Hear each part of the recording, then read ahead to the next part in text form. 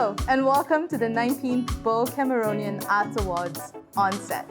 My name is Miriam, and I will be the moderator for this session.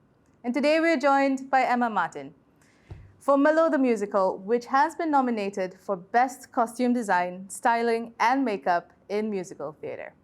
So Emma, thank you for joining us today. Yeah, nice to be here. Nice to meet you. So let's dive into it. What were the challenges of accurately designing costumes for a certain era, but particularly in colonial Malaya? So I think the main challenge was combining these stylistic cues of this particular era whilst also relating it specifically to the narrative of the play, because we wanted to keep those kind of symbols and like the themes of the play whilst also keeping the traditional look. So for example, in Act 1, our play is set in the 1940s. So the outfits were very traditional in terms of the accessories, the patterns, the textures. So to be able to link this back to our themes and the symbols of the play, we played a lot with colors. So for example, in Act 1, the colors of the costumes is the same as the colors in Act 2. It kind of helps the audience with that continuity of the characters and this idea of reincarnation, because the characters from Act 1 of the musical are the same as characters in Act 2. So I think it was less important about the historical accuracy and more kind of about this emotional journey of the characters as they transition through the play. Yeah, which also makes it easier for audiences to sort of recognize that and follow their journey through. Okay, and because Malo the Musical deals with the Pontianak, and I don't know how many Pontianak stories or movies have been seen, but the Pontianaks in my dreams are usually in white with very long hair. Yeah, exactly.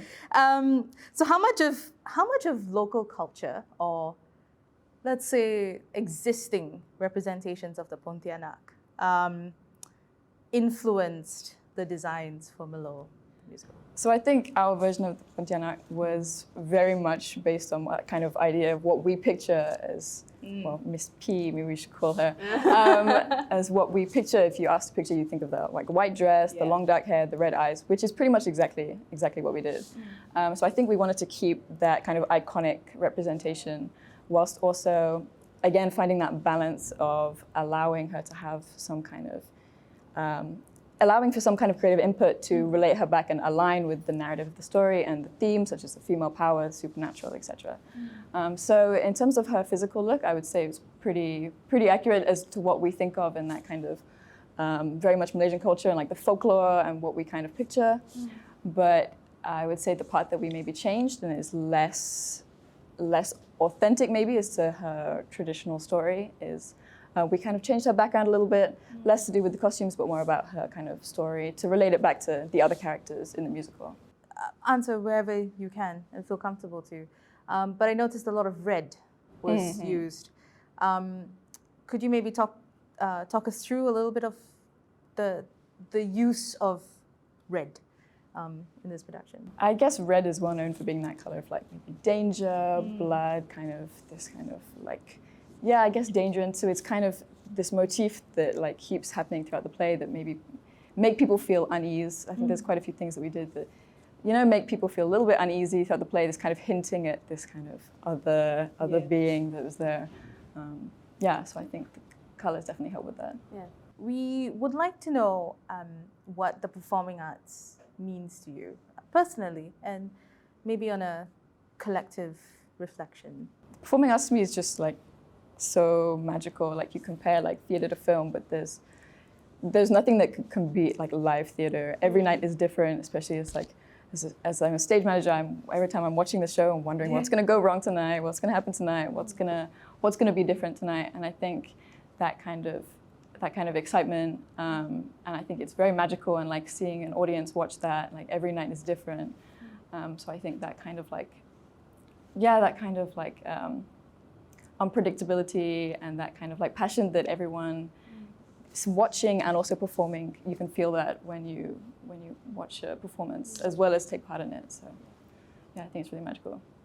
And tell us a little bit about yourself. How's your journey been like in the Malaysian performing arts scene? Quite brief, I would say. I started Actually, Malo is one of my first shows, like pretty much my first show.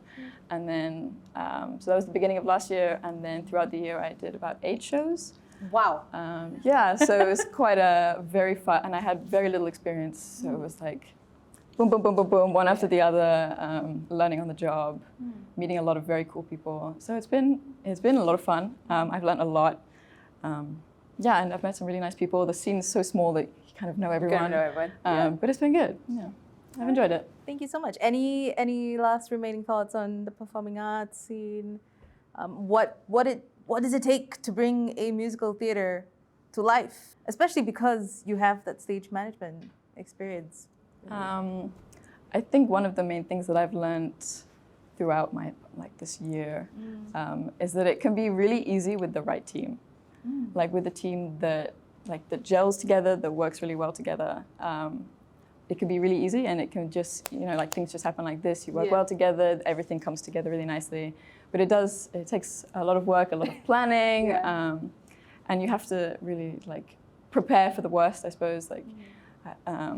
In case things go wrong, people get sick, all this kind of stuff. So I would say with the right team and working with people who you get on with really helps with that. And perhaps as a final question, you've worked on a good 8 to 9 shows in the span of a year. What has been the most impactful thing of the whole experience, life-changing, that has changed the way you see it, changed the way you do your practice? I would say before my first show, I kind of thought my picture, when I picture the arts, it's you have actors, you have this, you have this, you have this, and everyone kind of stays in their box. But from joining and from working on these shows, I realized that everyone does everything. And the amount of people that have said to me oh, Emma, why don't you try and direct something? Emma, why don't you try and act in this random thing? And so I think I've realized how versatile everyone is, and it's kind of made me think about how I can change and how I can, how I'm becoming more versatile in what I do as well.